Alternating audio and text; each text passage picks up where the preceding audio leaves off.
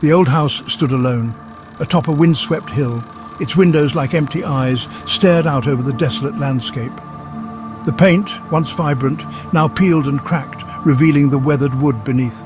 The roof sagged under the weight of years gone by, and the once grand porch now creaked with every gust of wind.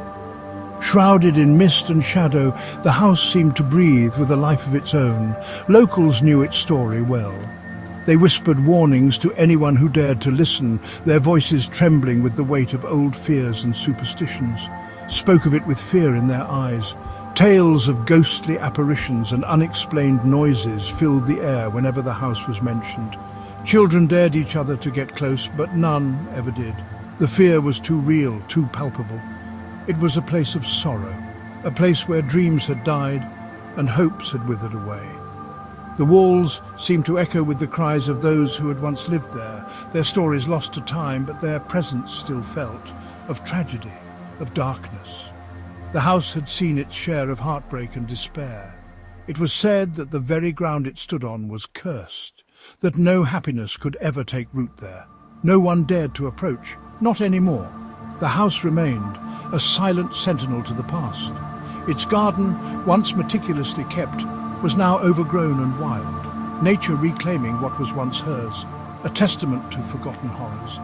The stories of what had happened there were passed down through generations, each one adding its own layer of fear and mystery, a silhouette against the setting sun. The house stood as a reminder of the past, its dark outline stark against the vibrant colours of the evening sky. A chill ran down your spine, just looking at it. The mere sight of the house was enough to send shivers through even the bravest of souls. It was a place where the past and present seemed to collide, where the whispers on the wind told stories of a time long forgotten.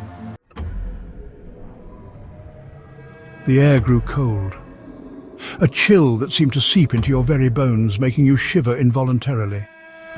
The forest around you was eerily silent, save for the occasional rustle of leaves in the wind.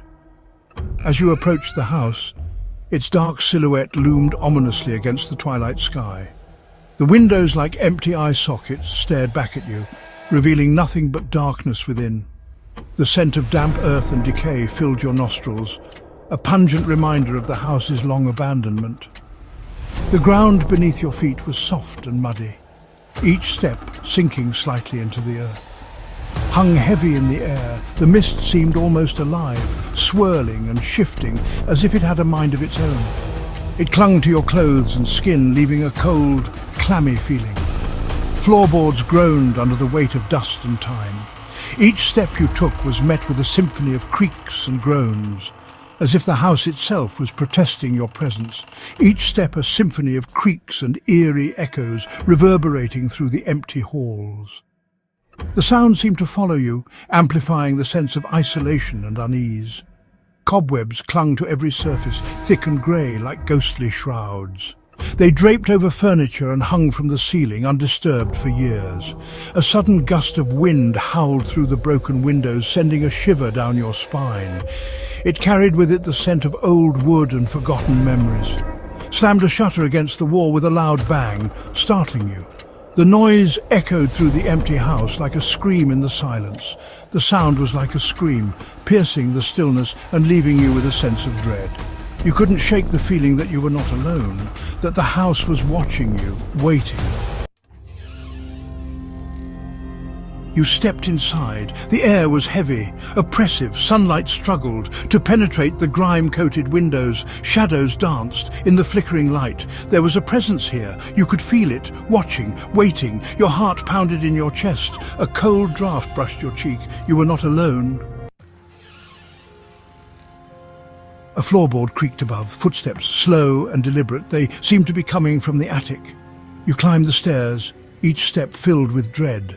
The air grew colder, the darkness deeper. At the end of the hallway, a door stood ajar.